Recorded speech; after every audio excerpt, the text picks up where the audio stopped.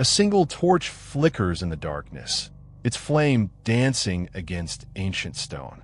The air is thick with the scent of salt and prophecy. Somewhere, far from the eyes of mortals, a council of gods debates the fate of men. But tonight, we are not in Olympus. We are in a world on the edge of chaos, a world where every whisper, every omen, every secret pact will shape the destiny of empires. Long before the first Greek ship touched the shores of Troy, the world was already a tapestry of intrigue, ambition, and ancient grudges. The Bronze Age Mediterranean was a place of restless energy. Kingdoms rose and fell. Alliances shifted like the tides, and the gods themselves seemed to walk among mortals, their hands guiding the course of history. Or perhaps, simply watching as men played out their own dramas. Let us step back, before the war, before the legends, to a time when Troy was not yet a ruin, but a thriving city at the crossroads of the world. Imagine its towers gleaming in the morning sun, its markets alive with traders from distant lands. Egyptians, Hittites, Mycenaeans, Cretans, all bringing their goods, their stories, and their secrets. The city's walls, said to be built by Apollo and Poseidon, rise impossibly high, a symbol of both pride and paranoia. Within, King Priam rules with a wisdom born of sorrow, his sons and daughters the hope and the curse of his house. But Troy is not alone in its splendor. Across the sea, the Mycenaean Greeks are forging their own destiny. In palaces at Mycenae, Tiryns, and Pylos, kings plot and dream of glory. Agamemnon, lord of men, broods over his ambitions. Menelaus, his brother, rules in Sparta, his heart both fierce and fragile. Odysseus, cunning and restless, weaves plans within plans. And in the shadows, the greatest of them all, Achilles, son of a goddess, destined for greatness and tragedy, trains for a war he cannot yet imagine. Yet beneath the surface something stirs. The world is uneasy. Earthquakes shake the land. Strange lights are seen in the sky. Oracles speak in riddles, warning of a coming storm. In the temples, priests and priestesses offer sacrifices, hoping to appease gods whose motives are as mysterious as the sea. Some say the gods are angry.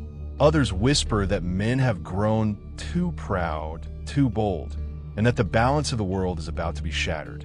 It is in this charged atmosphere that a single event, seemingly trivial, almost a joke, will set the world on fire. The wedding of Peleus and Thetis, a mortal and a sea nymph, is meant to be a celebration of unity between gods and men. But one goddess is not invited. Eris, the spirit of discord. In her rage, she hurls a golden apple into the feast, inscribed with the words, "To the fairest." Hera, Athena, and Aphrodite each claim the prize, and the task of choosing falls to Paris, Prince of Troy. The judgment of Paris is more than a beauty contest. It is a moment where fate, desire, and ambition collide. Each goddess offers Paris a gift. Hera promises power, Athena wisdom and victory, but Aphrodite tempts him with the love of the most beautiful woman in the world, Helen, Queen of Sparta. Paris chooses Aphrodite, and with that choice, the seeds of war are sown. But was it truly love that launched 1,000 ships? Or were there deeper currents, political, economic, even cosmic, at play? Some historians argue that the abduction of Helen was merely a pretext, a spark that ignited long-simmering tensions over trade routes, resources, and honor. Others see in the story echoes of older myths, perhaps even memories of forgotten cataclysms or lost civilizations. As Paris sails to Sparta, the gods watch with interest, and perhaps with amusement. Helen, whose beauty is said to rival that of the goddesses, is both a prize and a curse.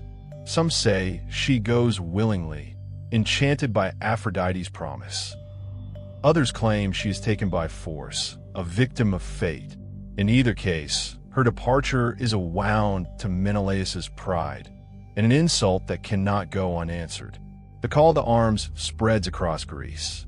Agamemnon, eager for glory and power, seizes the opportunity to unite the fractious kings under his command.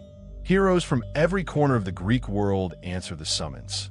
Achilles, Odysseus, Ajax, Diomedes, Nestor, and many more. Each brings his own motives. Some seek vengeance, others adventure, and a few, perhaps, are driven by darker desires. But the path to war is not straightforward. The winds refuse to blow, and the fleet is stranded at Aulis. The seer Calchas reveals that Artemis, goddess of the hunt, is angry and demands a terrible price: the sacrifice of Agamemnon's daughter, Iphigenia. The king hesitates, torn between love and duty, but in the end, he chooses ambition. Iphigenia is led to the altar, and as her blood stains the earth, the winds rise. The fleet sails, but the cost has already been paid in sorrow and guilt. Meanwhile, in Troy, the omens are no less dire. Priam consults the seers, who warn a disaster. Hecuba, his queen, dreams of fire and destruction. Cassandra, their daughter, is cursed with the gift of prophecy. She sees the city's doom, but no one believes her.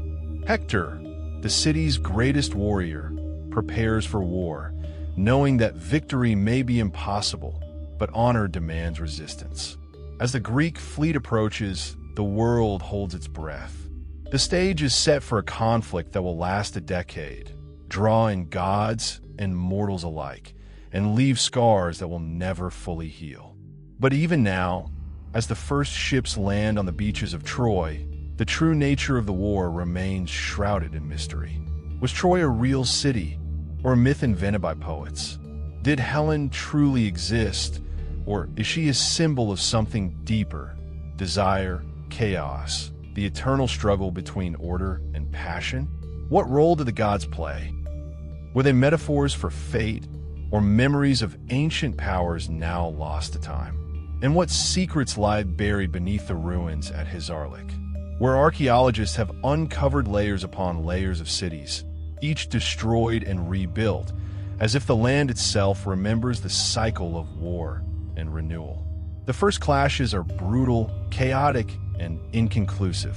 The Greeks, expecting a swift victory, are met with fierce resistance. The Trojans, inspired by Hector's courage and Priam's wisdom, hold their ground. Skirmishes erupt along the walls. Heroes test their strength, and the gods intervene, sometimes openly, sometimes in disguise. The war becomes a crucible, forging legends and tragedies in equal measure. But beneath the clash of arms, other games are being played. Spies move through the camps, alliances shift, and secrets are traded in the shadows. Some say that the Greeks are not united, that old rivalries and jealousies threaten to tear them apart. Others whisper that the Trojans have their own divisions, that not all within the city are loyal to Priam's cause. And always the gods watch. Zeus, torn between justice and desire, tries to maintain balance. Hera and Athena plot against Troy, while Aphrodite protects Paris and Helen. Apollo, angered by Greek arrogance, sends plagues and omens. The boundary between the mortal and the divine grows thin, and the fate of both hangs in the balance. As the first year of the war draws to a close, it is clear that this will not be a quick or simple conflict. The beaches are littered with the dead, the fields stained with blood. Songs are sung of heroism and loss, of love and betrayal. And in the night, as the fires burn low, both Greeks and Trojans wonder, how did it come to this? What forces truly drive this war? And what secrets will be revealed before the end? This is only the beginning. The shadows before the storm have gathered, and the world stands on the brink of transformation.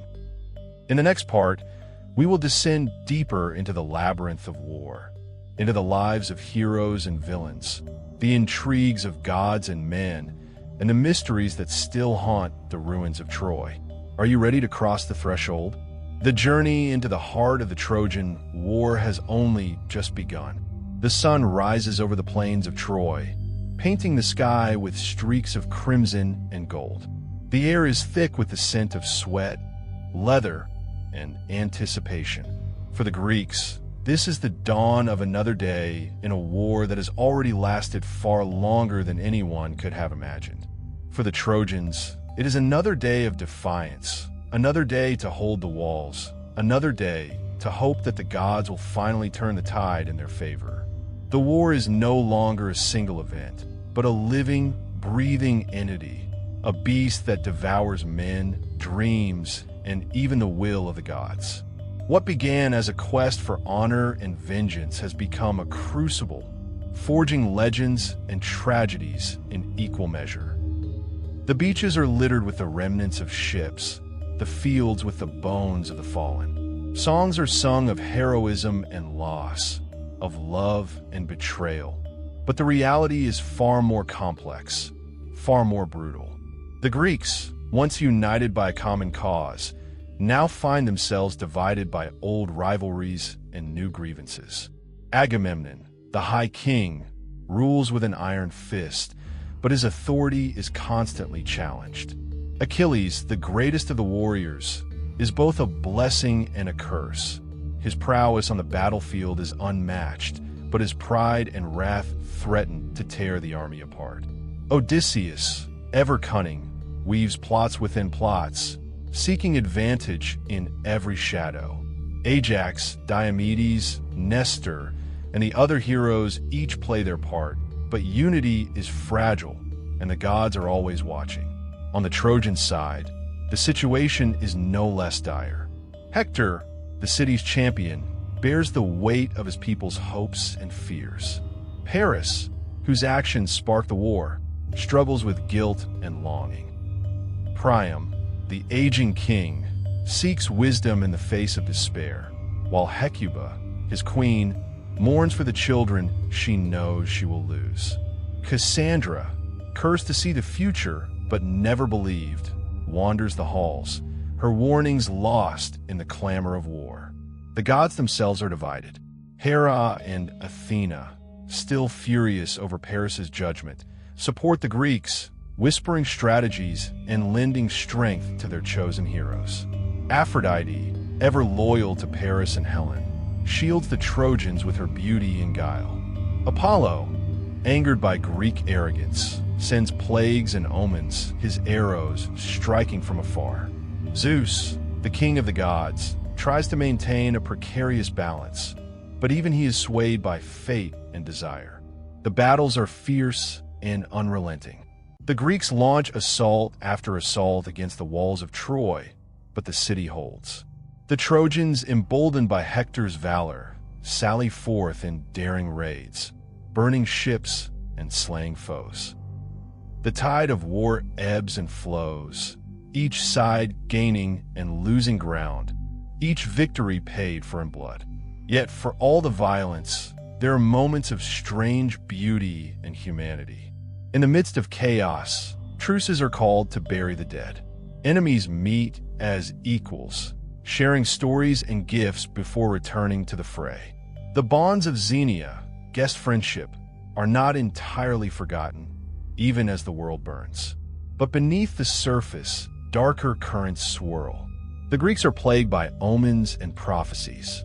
Calchas, the seer, warns of doom if Achilles does not fight.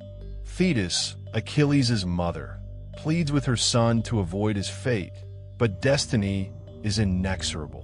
When Agamemnon seizes Briseis, Achilles' prize and beloved, the hero withdraws from battle, and the Greeks begin to falter. The absence of Achilles is a wound that will not heal. The Trojans press their advantage, driving the Greeks back to their ships. Hector leads the charge, his spear flashing like lightning, his courage inspiring all who see him. The Greeks, demoralized and desperate, look to Odysseus and Ajax for salvation, but the tide has turned. In a moment of desperation, Patroclus, Achilles' closest companion, dons the hero's armor and leads the Myrmidons into battle. For a brief, shining moment, the Greeks rally, pushing the Trojans back. But fate is cruel. Hector slays Patroclus, mistaking him for Achilles, and the world seems to stop. Achilles' grief is boundless, his rage unstoppable.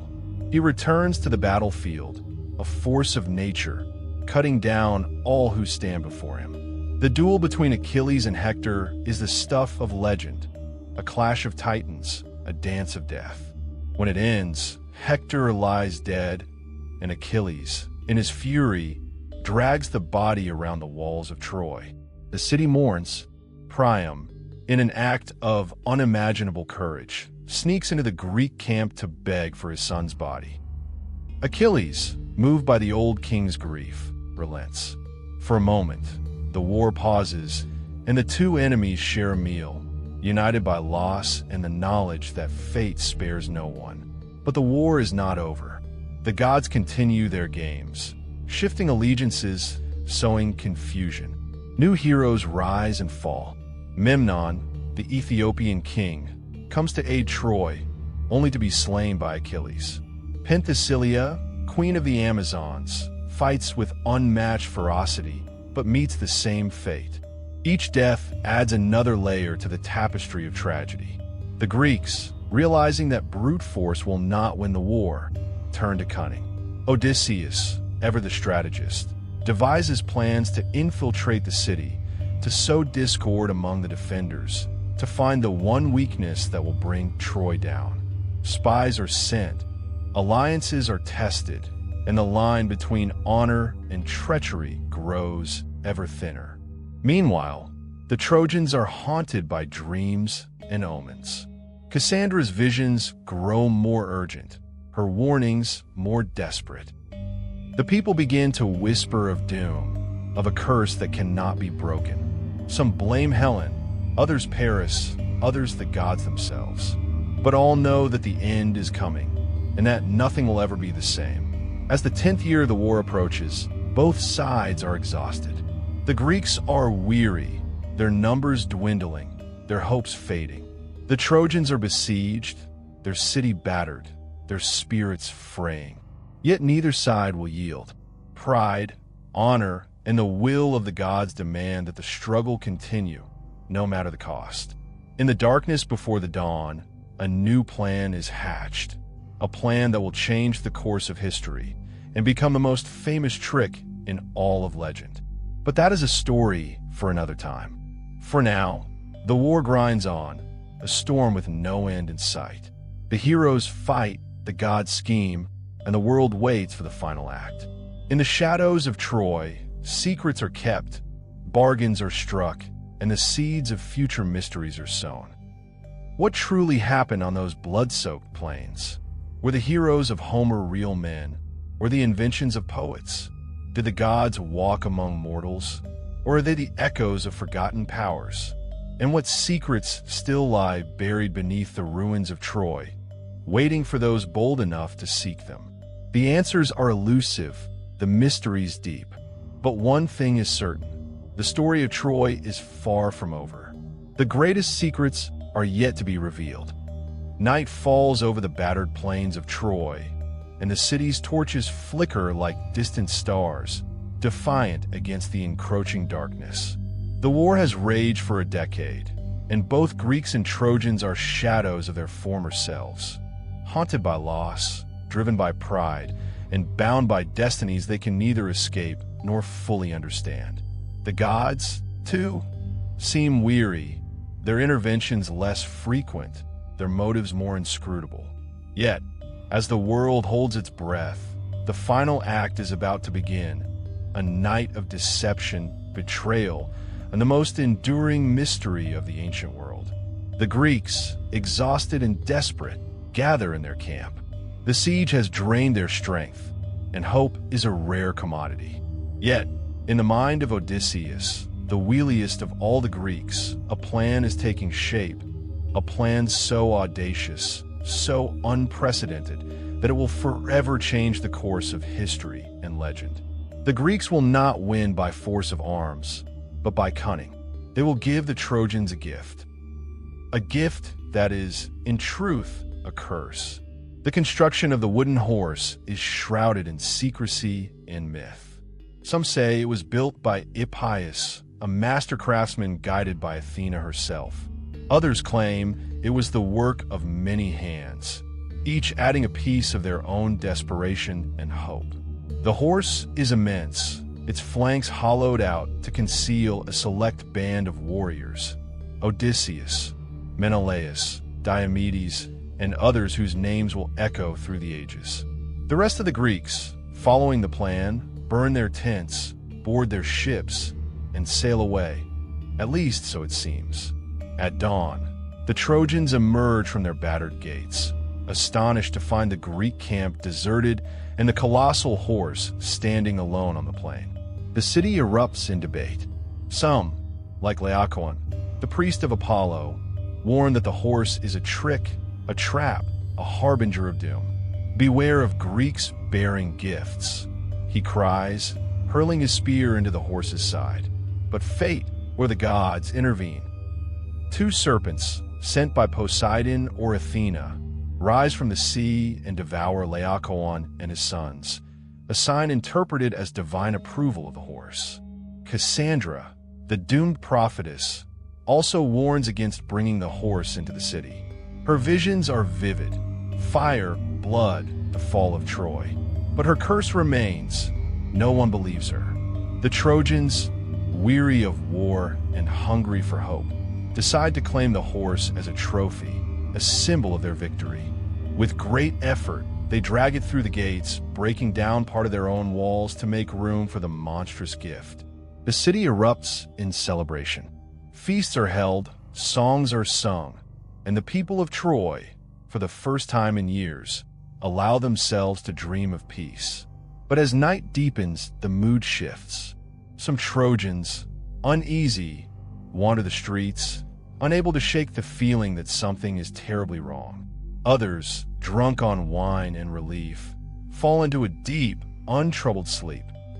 In the palace, Priam and Hecuba give thanks to the gods, while Helen, restless and haunted, walks the ramparts, her gaze lingering on the silent horse.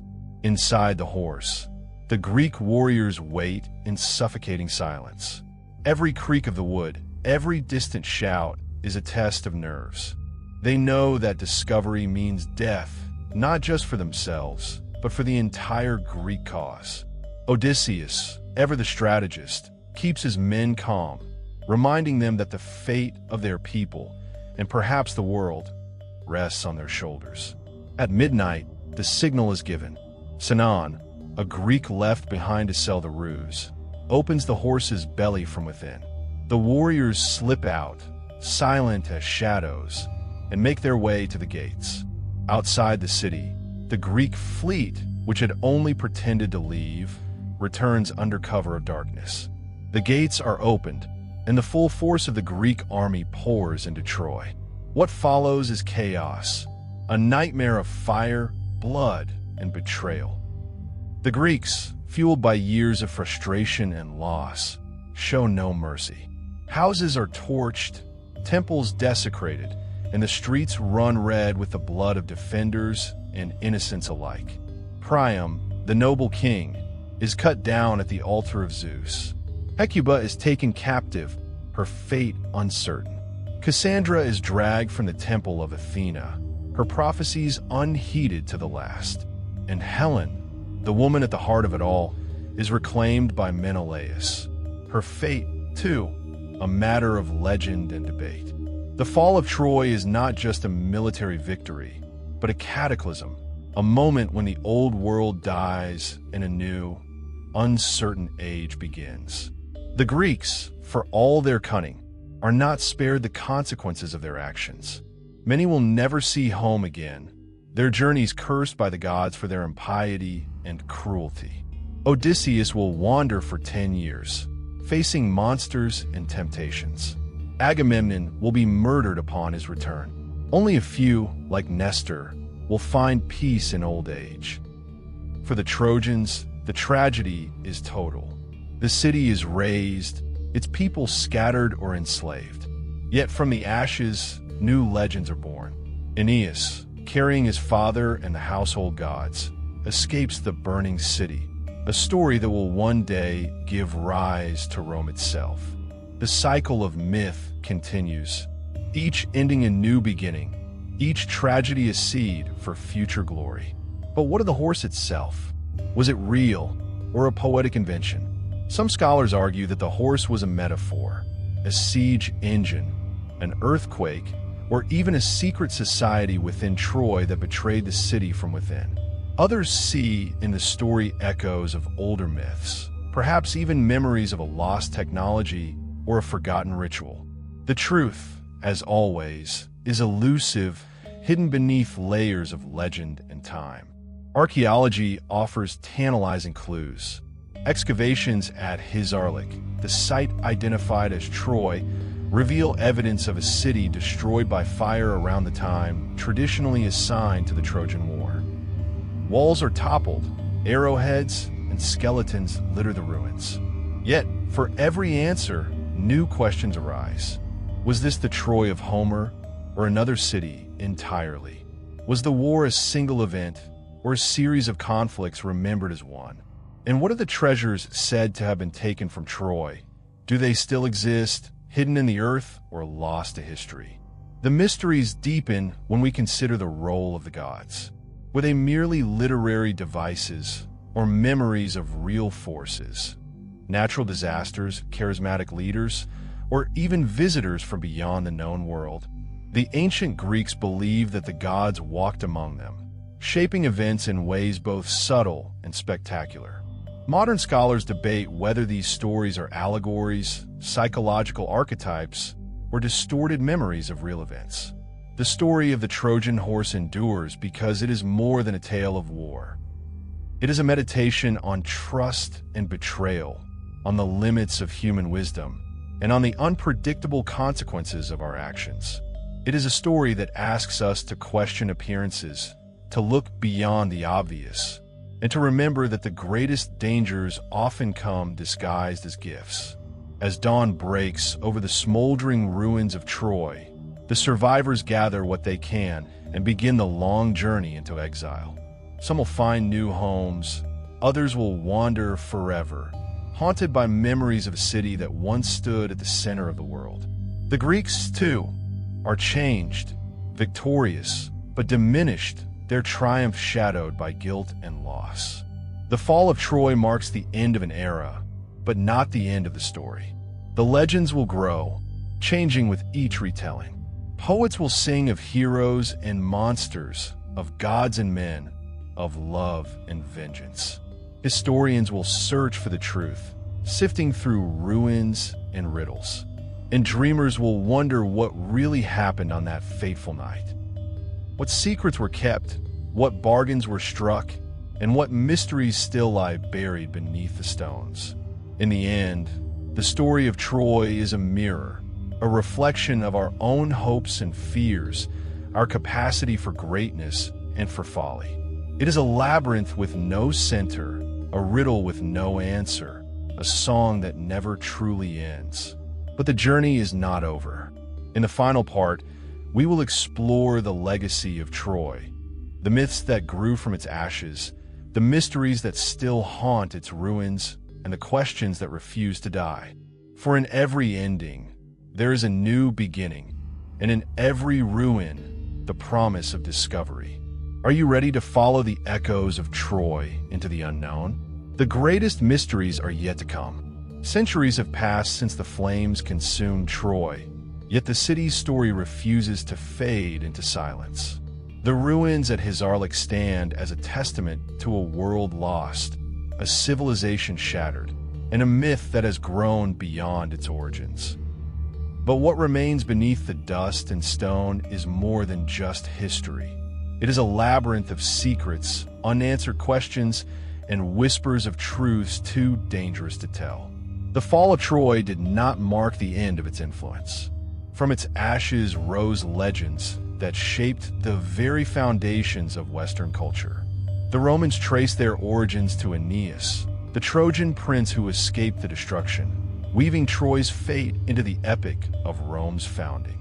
Poets like Homer immortalized heroes and gods, blending fact and fiction into a tapestry that has captivated imaginations for millennia.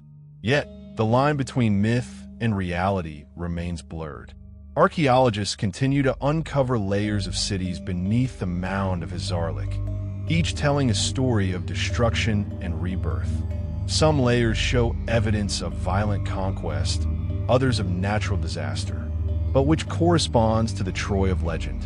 And could there be more hidden beneath the surface, waiting to rewrite history?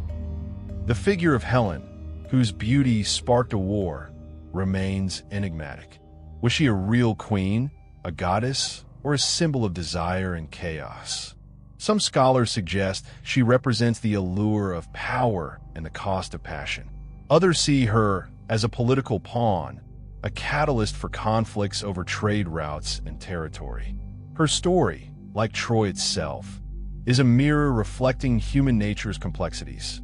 The heroes of Troy and Greece, Achilles, Hector, Odysseus, have become archetypes embodying ideals and flaws that resonate across time. But were they real men or poetic inventions? Recent discoveries hint at warrior cultures and elite tombs that could belong to figures like these, yet definitive proof remains elusive. The myths may preserve kernels of truth wrapped in layers of legend. Beyond the historical and literary, forbidden theories abound. Some propose that Troy was a center of ancient knowledge, a crossroads of lost technologies and esoteric wisdom. Others speculate about secret societies, hidden tunnels beneath the city, or even extraterrestrial influences shaping the fate of civilizations. While these ideas remain speculative, they fuel the enduring fascination with Troy's mysteries. The Trojan Horse itself is a symbol that transcends its story. Was it a literal wooden siege engine, a metaphor for betrayal, or a ritualistic symbol? Its image has become synonymous with deception and cunning, inspiring tales and warnings through the ages. The truth behind the horse may never be fully known, but its power as a myth endures. Modern explorations continue to challenge and expand our understanding. Advances in archaeology, technology, and interdisciplinary research open new windows into the past. Each discovery raises new questions, reminding us that history is not static, but a living dialogue between the present and the past. As we reflect on Troy's legacy, we confront the eternal human themes embedded in its story. The clash of ambition and fate, the price of pride, the interplay of love and war. Troy is more than a city. It is a symbol of the human condition, a labyrinth of stories that invite us to explore, question, and imagine. The mystery of Troy calls to us still, urging us to listen to the echoes beneath the stones, to seek the truths hidden in myth, and to embrace the wonder of the unknown. For in every ruin lies a story, and in every story, a mystery waiting to be unraveled. The journey through Troy's shadows ends here, for now. But the legend lives on, eternal as the stars, beckoning the next generation of seekers to step into the labyrinth and discover what lies beyond. If you enjoyed this deep dive into the mysteries of Troy, don't forget to like, share, and subscribe to Kingdoms of Mystery for more epic stories from ancient worlds. What do you think really happened in Troy? Was it myth, history, or something beyond? Leave your theories in the comments below. We love hearing from fellow explorers of the unknown. And hit the bell icon so you never miss our next journey into the past's greatest enigmas. Until next time, keep seeking, keep wondering,